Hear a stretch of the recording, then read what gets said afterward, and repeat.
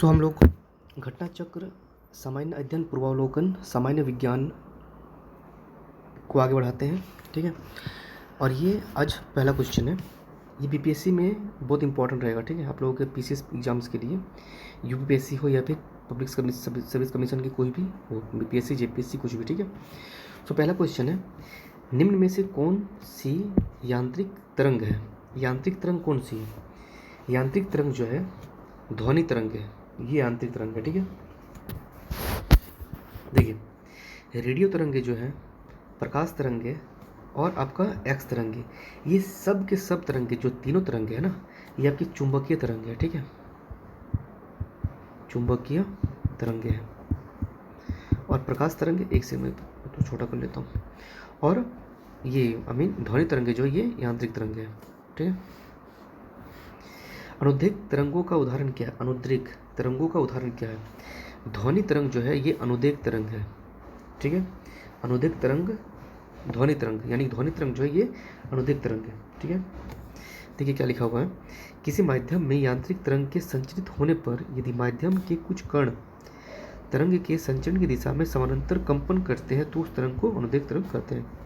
ठीक है, दीर्घ रेडियो तरंगे पृथ्वी की किस सतह से परावर्तित होती है? ये आयन मंडल से परावर्तित होती है। रेडियो तरंगे जो है ये आयन मंडल से ही परावर्तित होती है। ठीक है, नेक्स्ट क्वेश्चन, बेतार के तार का संपर्क पृथ्वी के धरातल को परावर्तित किया जाता है। किससे, कहाँ परावर्तित किया जाता है? ये आयनोस्फीयर द्वारा परावर्तित किया जाता है। ठीक है, बेतार का तार, यानी कि वही रेडियो तरंग का बात किया जा रहा है, जो इससे पहले वाला क्वेश्चन जो था रेडियो तरंग का बात किया जा रहा है। रेडियो तरंगों के विक्षेपण के लिए वायुमंडल के निम्नलिखित स्तरों में से कौन सा स्तर उत्तरदायी होता है? आयन मंडल, रेडियो तरंग आयन मंडल से जुड़ा हुआ है। ठीक है, कौन सी तरंग शून्य में संचरित नहीं की जा सकती है? देखिए ध्वनि तरंग को शून्य में संचरण नहीं किया जा सकता है। अगर शून्य रहता है, मान लीजिए पूरी तरह से कुछ भी नहीं है, वायुमंडल नहीं है, शून्य यानी कि जहाँ वायुमंडल ना हो, तो वायुमंडल जहाँ नहीं होगा वहाँ ध्वनि तरंग संचरित नहीं होगा। ठीक है, उष्मा में हो सकता है, प्रकाश में हो सकता है, इलेक्ट्रोमैग्नेटिक में हो सकता है, लेकिन ध्वनि तरंग जो है ये शून्य में शून्य में ये संचरित नहीं होगा। ठीक है, एक स्थान से दूसरा स्थान नहीं जाएगा। ठीक है, निर्वात में देखिए ध्वनि तरंगे निर्वात या शून्य में गति नहीं कर सकती। कॉस्मिक तरंगे क्या है बताइए? कॉस्मिक तरंगे जो ये आवेशित कण है। ठीक है, बीपीएससी में क्वेश्चन आ चुका है, 15 भी है ना। कॉस्मिक तरंगे आवेशित कण है जो अंतरिक्ष में लगभग प्रकाश की गति से गमन करता है। ठीक है, प्रकाश की गति क्या है? 3 लाख किलोमीटर पर सेकंड। ठीक है, पर सेकंड है। कॉस्मिक किरणों के संबंध में निम्न कथनों में से कौन सा कथन सही नहीं है?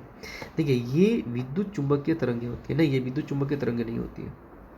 ठीक है, विद्युत चुंबकीय तरंगे नहीं होती, ये आवेशित कण होता है। ठीक है, कॉस्मिक कण जो होता है ये आवेशित कण होता है।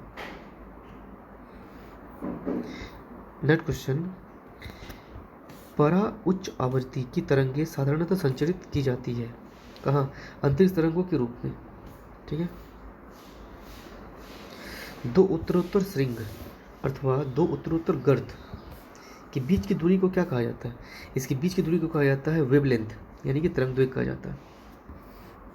बीपीएससी में क्वेश्चन आ चुका है। ठीक है, विद्युत चुंबकीय तरंगों का वेग क्या होता है? विद्युत चुंबकीय तरंगों का वेग क्या होता है बताइए?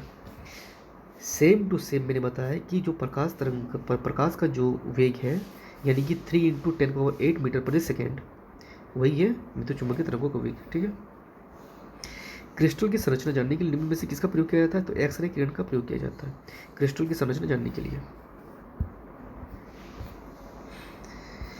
एक रडार जो शत्रु के वायुयान की उपस्थिति पता लगाता है क्या कहलाता है? मतलब सॉरी, उसमें कौन चीज़ का प्रयोग किया जाता है? तो देखिए रडार में जो है हमेशा रेडियो तरंग का प्रयोग किया जाता है।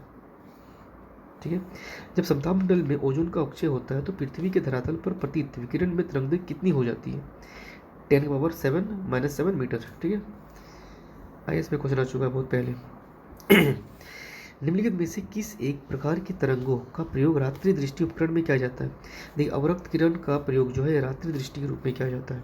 ठीक है, इसका उपयोग लक्ष्य ढूंढने, निरीक्षण, रात्रि दृष्टि आदि सैनिकों के द्वारा किया जाता है।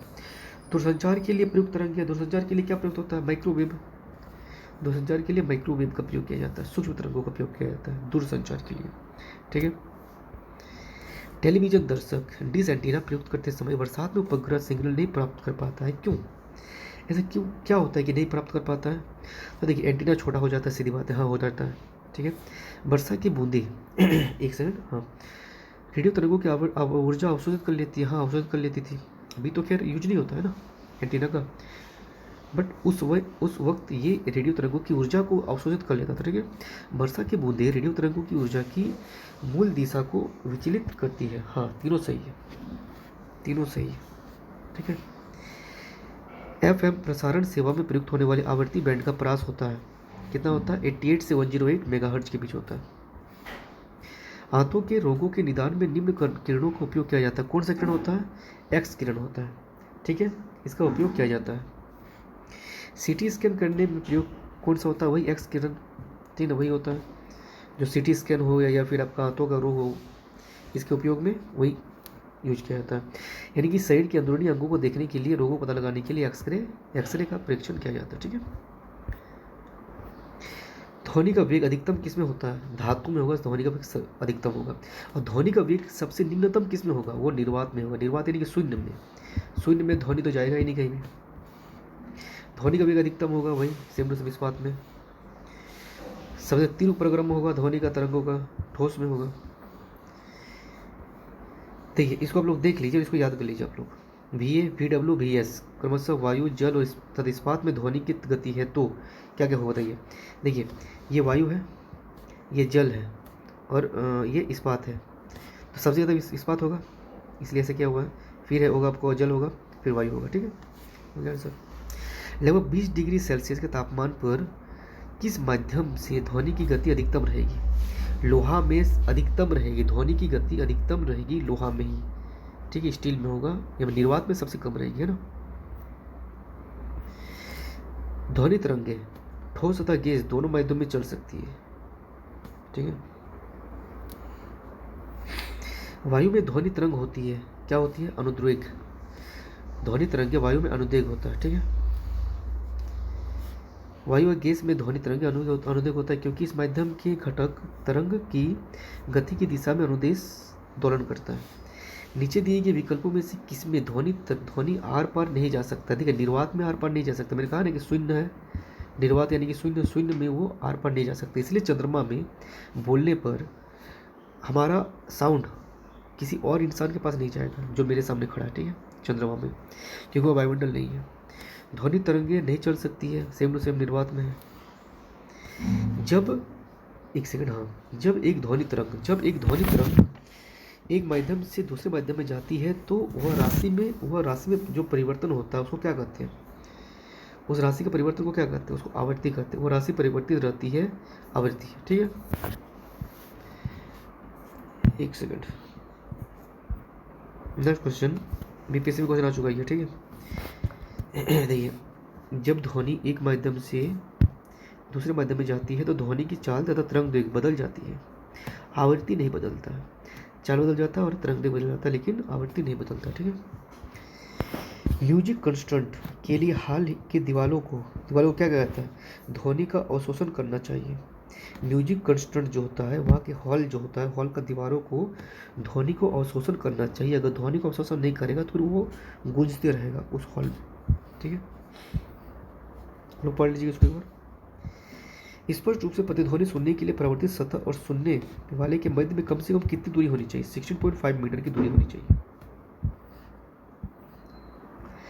देखिए ध्वनि के स्रोत व परावर्तित सतह के बीच न्यूनतम दूरी कितनी होनी चाहिए जिस पर ध्वनि स्पष्ट रूप से सुनाई दे सके? वही 17 मीटर, लगभग 16.5 होगा या फिर 17 मीटर, ठीक है। ध्वनि का वेग अनुमानत कितना हो सकता? ध्वनि का वेग कितना होता है अनुमानत, कितना होगा उसका? देखिए अनुमानित इसका 330 मीटर प्रति सेकंड होता है। चंद्रमा के धरातल पर दो व्यक्ति एक दूसरे से बात नहीं सुन सकते, क्यों? वायुमंडल नहीं होता, मैंने भी कहा कि निर्वात होता, शून्य होता हुआ। एक अंतरिक्ष यात्री अपने सहपाठी को चंद्रमा की सतह पर सुन नहीं सकता है, ध्वनि प्रचारित करने का माध्यम नहीं होता, प्रचार कैसे करेगा? यहाँ से यहाँ तक ध्वनि कैसे जाएगा? वायुमंडल के द्वारा जाएगा, वायुमंडल है ही नहीं तो कैसे हो जाएगा? नहीं जाएगा। निम्नलिखित कथनों पर विचार कीजिए विचार। कम लंबाई की बांसुरी से निम्न आवृत्ति की तरंगें उत्पन्न होती है। कम लंबाई की बांसुरी से निम्न आवृत्ति की तरंगे उत्पन्न होती है। गलत हो गया, नहीं ऐसा कुछ नहीं होता। ध्वनि सेलों में से केवल अनुदेग प्रत्यास्थ तरंगों के रूप में प्रगामी होता है। तो यूपीएससी में अगर क्वेश्चन आए ना, यूपीएससी का क्वेश्चन में अगर सिर्फ और सिर्फ केवल का यूज हो ना, तो अपने आप वो गलत हो जाता है। ठीक है, ठीक है, तो ऐसा कुछ नहीं है। कम लंबी की जगह पर अधिक लंबी होना चाहिए, है ना। अधिक, जितना अधिक लंबा होगा निम्न आवृत्ति की तरंग उत्पन्न ज़्यादा होगा। ठीक है, ये क्वेश्चन हो गया। और दूसरी बात है कि सिर्फ और सिर्फ आई मीन अनुदेग नहीं होगा, गैस होगा, प्लाज्मा होगा, तरल होगा, सभी में ये जा सकता है। ठीक है, नेक्स्ट क्वेश्चन, प्रसरव तरंगों के बारे में बताइए क्या क्या होगा। देखिए, ये कीड़ों को नष्ट कर सकता है, हाँ। धूल को, कपड़ों से धूल हटाकर साफ कर सकता है, हाँ। बीमारियों के उपचार में हाँ हो सकता है, प्रसरव तरंग यूज होता है। स्वचालित दरवाजों को नियंत्रित करता है, हाँ करता है। प्रसरव तरंग से स्वचालित दरवाजा जो होता है ना, अपने आप जो खुलता है बंद होता है, वो यूज होता है। ठीक है, प्रसरव वे ध्वनियाँ हैं जिनकी आवृत्ति कितना होता है, 20,000 हर्ट्ज से अधिक होता है। मनुष्य की श्रोता की सीमा क्या है, 20 से 20,000 हर्ट्ज। एक जीव पद्धति जिसमें प्रसरव ध्वनि का उपयोग किया जाता है, सोनोग्राफी। प्रसरव ध्वनि का उपयोग सोनोग्राफी में किया जाता है। ठीक है, गर्भावस्था में गर्भस्थ शिशु की स्वास्थ्य के बारे में जानकारी प्राप्त प्रमुख होता है, वही। ठीक है ना, प्रसरव तरंग, सोनोग्राफी। चमगादड़ अंधेरी रातों में उड़ सकते और अपना शिकार भी कर सकते, इसका कारण क्या है। देखिए, वो प्राथमिक तरंगे निकालता है। जैसे कि यहाँ मान लीजिए कि आपका चमगादड़ है, यहाँ कोई कीट उड़ रहा है, ये तरंगे निकालेगा, यहाँ तक टकराएगा, उसको समझ में आ जाएगा कि यहाँ कोई कीट है, क्योंकि ये टकरा कर फिर रिटर्न आ जाता है इसके पास, तो समझ में आ जाएगा दूर में कोई कीट है। ठीक है, चक्कर उसको शिकार कर लेता है। हृदय जो है अपस्र आवृत्ति पर कंपन करता है, हाँ करता है। ध्वनि की गति गैस में द्रव एवं ठोस की तुलना में अधिक होती है, नहीं ऐसा कुछ नहीं, गैस में नहीं होता है, सबसे ज़्यादा ठोस में होता है। ठीक है, ये गलत हो गया। तो अगर ये गलत हो गया तो ये गलत हो गया, ये गलत हो गया, ये गलत हो गया, ये सही हो गया। ठीक है, और प्रसरव ध्वनि का तरंग कितना होता है, 20,000 हर्ट्ज से अधिक होता है। पराध्वनिक जेट की उड़ान के कारण क्या होता है, क्या होता है बताइए। देखिए, ओजोन लेयर में बाधा पहुंचता है। पराध्वनिक जेट जो होता है उसको उड़ान के कारण से क्या होता है, ओजोन लेयर में बाधा पहुंचता है। ठीक है,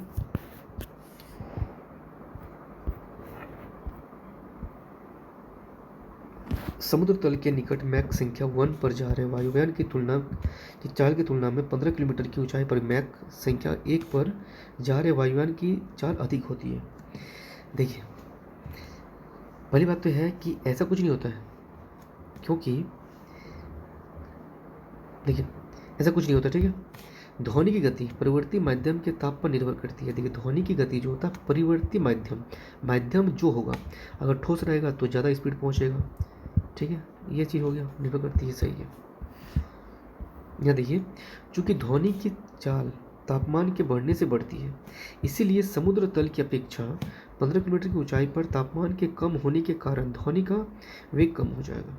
ठीक है, डेसिबल किसे मापने के लिए प्रयोग में लिया जाता है, वातावरण में ध्वनि को मापने के लिए डेसिबल का यूज होता है।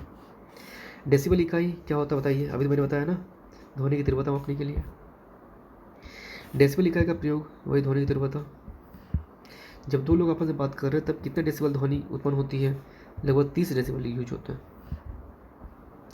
ये आप लोग देख लीजिए, बहुत इंपॉर्टेंट है। ठीक है, Z1 सबसे ज़्यादा है, फॉस्फोरस सबसे कम है। 100 डेसिबल का रो नॉइज जो होता है उसका प्रबलता स्तर संगत होगा, किस संगत होगा, यंत्र कारखानों के शोर के बराबर। देखिए, यंत्र कारखाने 100 से 110 वही लिखा हुआ है, 100 डेसिबल यंत्र कारखाना का शोर। विश्व स्वास्थ्य संगठन के अनुसार एक नगर के लिए सुरक्षित ध्वनि प्रदूषण स्तर क्या होता है, 45। ठीक है, डेसिबल। मनुष्य के लिए शोर की सह सीमा करीब करीब होती है, कितना होता है, 85 डेसिबल होता है शोर के लिए। किस स्तर पर से अधिक की ध्वनि हानिकारक ध्वनि प्रदूषक कहलाती है, 80 dB शोर का बात किया जा रहा है, 80 dB में शोर का बात किया जाएगा। ठीक है, अपने लिए हानिकारक है। मनुष्य के लिए मानक ध्वनि स्तर क्या है, 60 dB यानी कि डेसिबल है।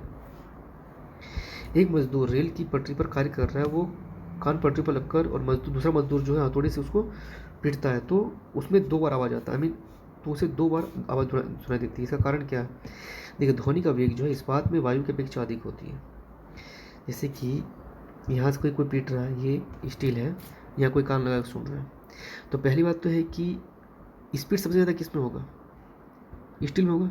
एक बार सुन लेगा, फिर ये हवा में भी तो आया ना, हवा से माध्यम से इस बात पहुँचेगा, यानी कि वो 2 बार सुना। कारण क्या है?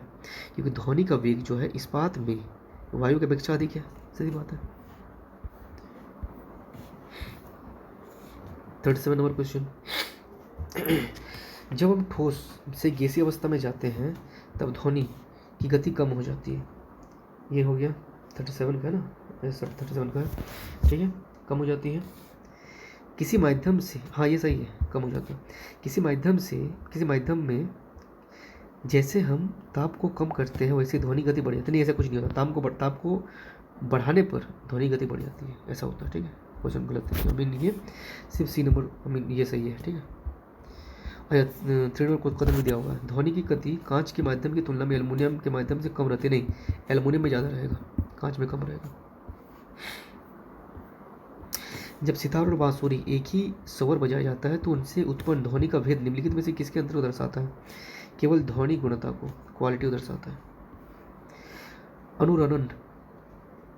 अनुरणन विशेषतः बड़े गिरजाघरों एवं तथा बड़े भवनों में प्रयुक्त होती है, ठीक है। अनुरणन नेट क्या है?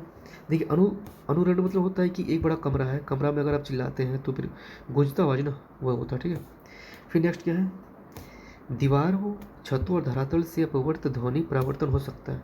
हाँ, ये रूम है, दीवार है, छत है, धरातल है, ये टकरा कर फिर अपने पास पहुंचता है, तो ये होता है।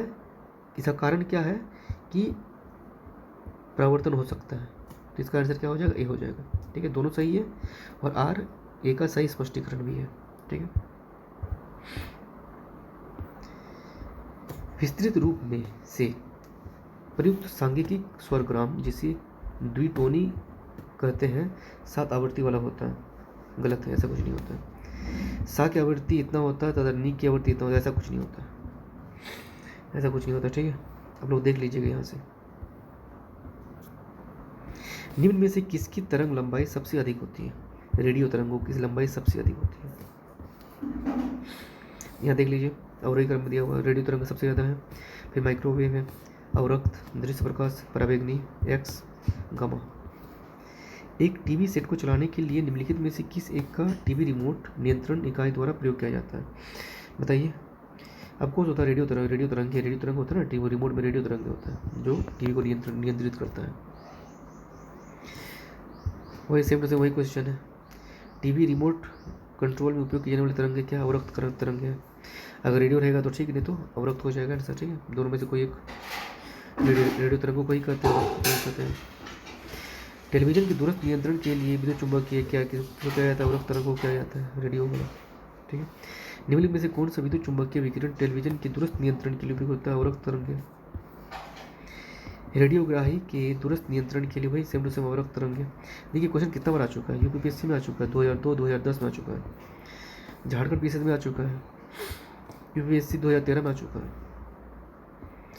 आरएस आरटीएस में आ चुका है 2018 में, ठीक है। और क्या हुआ है?